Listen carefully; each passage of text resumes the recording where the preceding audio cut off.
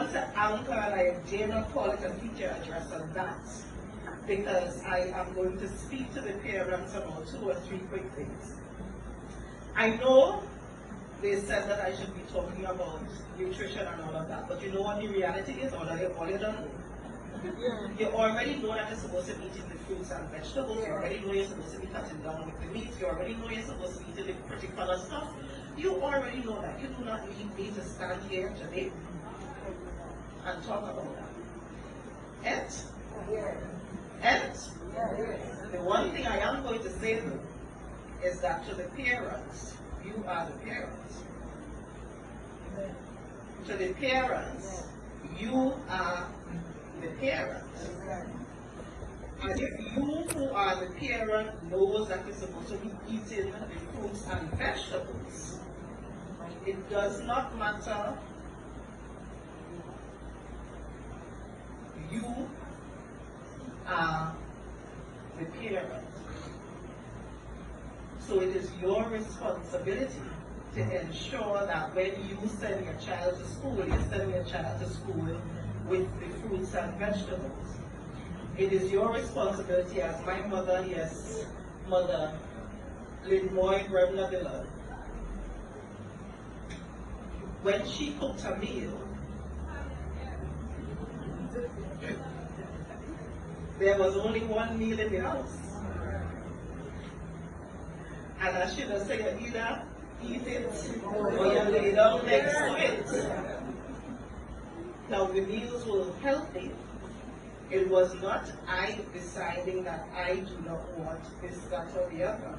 Remember, you are the parent. You are the parent. Now it means that you have to make some choices for yourself to win.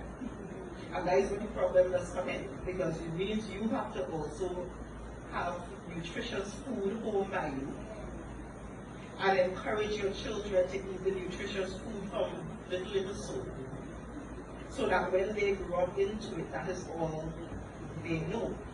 Now for some of us who now have 18-year-olds, that might be a little bit late, but for those of us with the young ones who are coming up, you are the parent. I want to also touch on the fact that as parents, it is our responsibility to listen. And as I was sitting there listening to the others, everyone stood in over it. Everyone, no, you didn't stood over it. You said something about it, and I actually want to disagree with you. You said that we need to teach the young girls to stay in their lane. And I am going to disagree with you. Let me tell you why. We need to teach everybody to love, honor, and respect everybody. Because for too long we put the blame on the girls. We put the responsibility on the girls. We put the "you need to do this" on the girls, and we allow our boys to run wild. We allow our boys to do what they wish. We allow our boys to go scotch-free. So instead of telling the 11-year-old girl that she has to stay in the lane, we should have told the 14-year-old boy, since in first form, since in primary school, since even in preschool, of what his responsibilities are as well. Because we spend too much time dealing with one and leaving the other. And we are now in a position where, as a society, we now have to wonder what we're doing with all the boy children. The boy children, them doing this, the boy children, them doing that, they go them. But we are the ones who allowed our boy children to go down that road in the first place. And now that the horse already leave the stable, we're trying to figure out how to pull it back. Listen.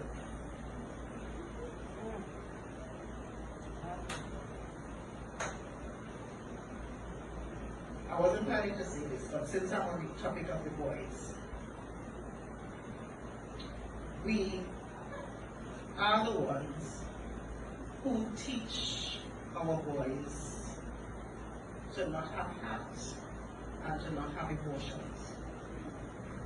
How? Why? When you have a 3-year-old little girl who has run and fallen and bounced the knee, and the 3-year-old little girl comes to you and says, crying, what do you do with the little girl? You hug them. Oh, kiss the boo-boo. When the 3-year-old boy comes, having just fallen and hurt his foot, and is crying, what do you say to the boy? Boys don't cry. What you running, what you crying for? You as a little girl, now by the way, whenever you say you are a little girl, you also recognize that you are using femininity as an insult. So you are already teaching that 3-4-year-old boy that he or she is better than a little girl, because you are already putting in their head at that point, I am better than you, I am better than girls. And you are at that point saying to that 3-year-old boy, who all he wants to do is cry and get kissed and get hugged, that he does not have any emotions. He should hide his emotions. He should not cry, because boys don't cry. And then they become the 18 and the 20 and the 30 and the 40-year-old men who you cannot get any emotions from. And you are wondering why, because you told them at 3. Don't cry. You told them at 3, do not share your emotions. You told them at 3, don't be a human being. And now that he's a monster, you're wondering, oh God, where did this monster come from? Listen to your children. Now, I know that many of us grew up in communities where there are certain things that are expected of us.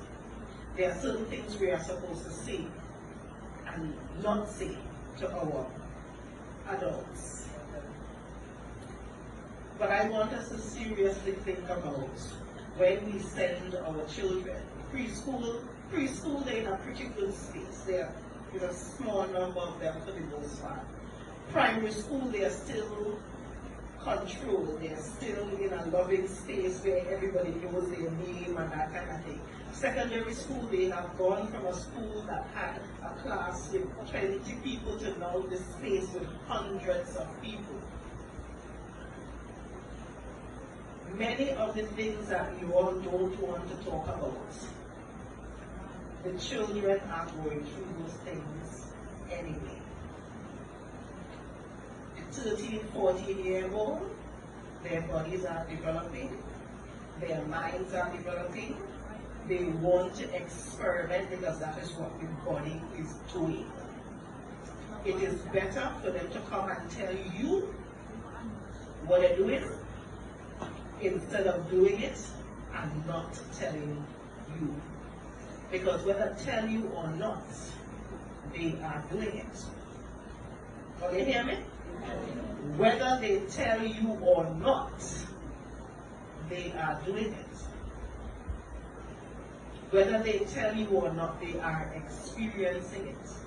So we need to be in a space where whatever they experience, good, bad, or in between, they know that they can come to you and talk with you about it, and your response will not be, what's your minister telling me? You're going on the go. You're too young for man. If you get pregnant, don't come over here. Whether they come to you or not, they are experiencing it. So you need to be the listening ear, you need to be the welcoming ear, where they feel comfortable enough to come and tell you that this is what is happening with them so that you can guide them. Now I know It's hard for plenty of us to guide them because we don't know ourselves. And if you want, I could actually come back and do a whole conversation about us as parents, us as men and women, learning about all of these body parts ourselves.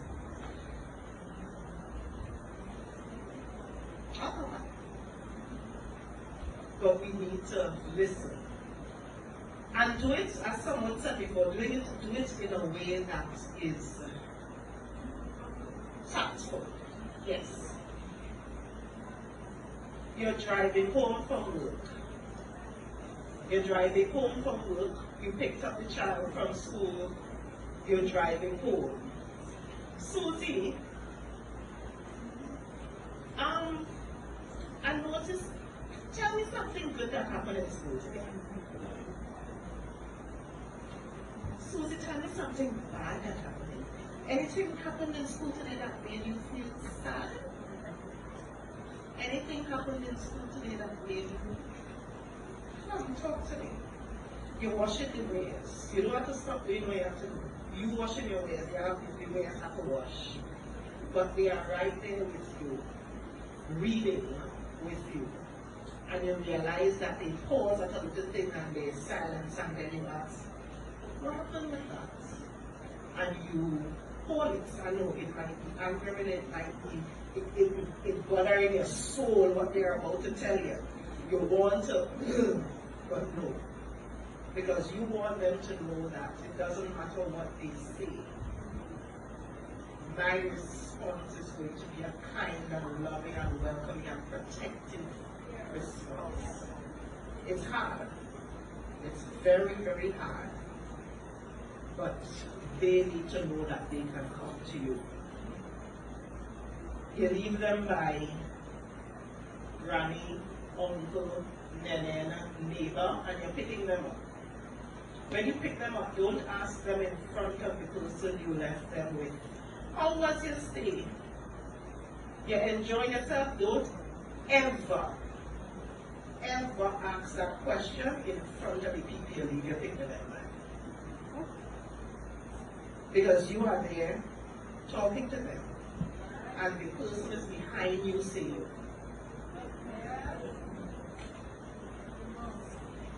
see anything? And then they say, oh, everything's good. And you walk away thinking everything is good. Not knowing the threat they just got, the eye they just got, the look they just got to see. Don't say anything. Wait until you're in the car again.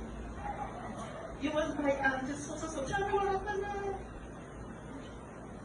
Really? So when the brother come by and what happened? Think about it. Think about it. Listen. Get from them. Something happened that wasn't the best. Something happened that made them sad. Something that happened that made them uncomfortable. And you have to open the door for them to be able to speak with you about it. And know when you hear it, and I'm saying this plainly, when you hear that uncle so did something,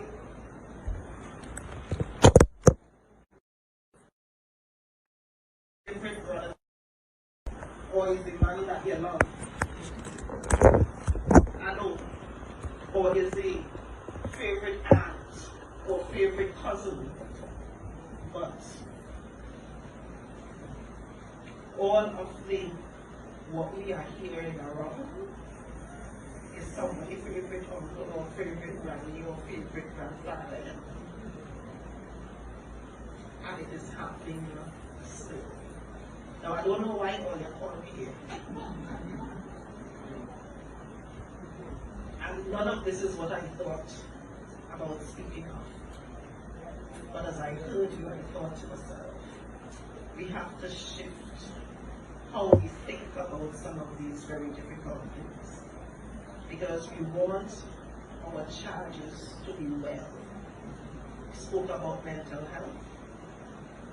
We spoke about the transitioning. All of this is part of the bodily health. Because this is what we need to ensure that we have well-rounded children. Let me just say one more quickly. Our body, our brain, so my undergrad degree is in neuroscience. It's the study of the brain and the nervous system and so forth. And one of the things we learned very early in that study is the fact that for us to learn, there are these cells in our brain that are called neurons that need to connect. They need to make connections with each other. That's how we learn. Electrical signals move from one to the other, to the other, to the other. One of the things they recognize is that when learning happens, it is because electrical signals are moving from one to the other and they are coming closer. They are moving closer together so that we can speak to each other. That is what learning is. You know, one of the things that cause these cells to come together? Music, football, all of those other what you call the co-curricular activities. So we very inaccurately make the mistake of saying, in C, all you're doing is studying book. All are stopping you from doing this, that, and the other. When in fact, those are the things that can actually help your child learn the math, and learn the history, and learn the everything else that you want them to learn. It's actually the neuroscience of the cells coming together and connecting with each other. Play a musical instrument. Have everybody play a musical instrument. It doesn't matter what it is. That helps with that connection. It helps to bring those things together so that they can do the math or they can do the English. This can be one last thing. Please stop punishing your children with schoolwork. What do I mean by that? They're watching TV, you feel they're watching too much TV, you want to punish them, so you're taking away the TV, and what you're telling them to do is go and read your book. They are outside running up and down, and you find that they're doing too much outside running up and down, so you call them in, you back on them, go and study your book. And what you are doing is linking punishment to studying. Punishment, studying. Why would I want to do something that is punishment? Why would I want to do something that is punishment? Stop using bookwork or studying as punishment. Because all of us want to come out of this with children that we are very, very, very proud of. All of us want to come out of this with children that have achieved, whether it's academically, whether it's in the arts, whether it's wherever. And to do that, we need to make sure that we use our responsibilities wisely, come out of the comfort zone that many of us grew up in. The reason why many of us have the spaces where we are is because our parents didn't work. Full stop. It didn't work.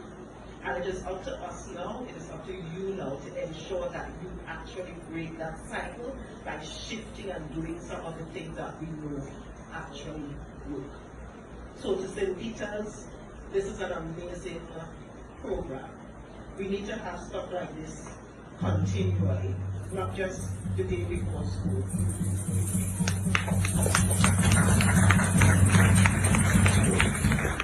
We need to have stuff like this so that the questions can be asked, so that you can really, really delve through all of those things. And as I said before, I am willing to come back. I am a health educator. Any topic at all, the fun ones, the not so fun ones, the exciting ones, the ones that you are afraid to ask the questions, call me. I will love to come back and continue being a part of that discussion. Thank you.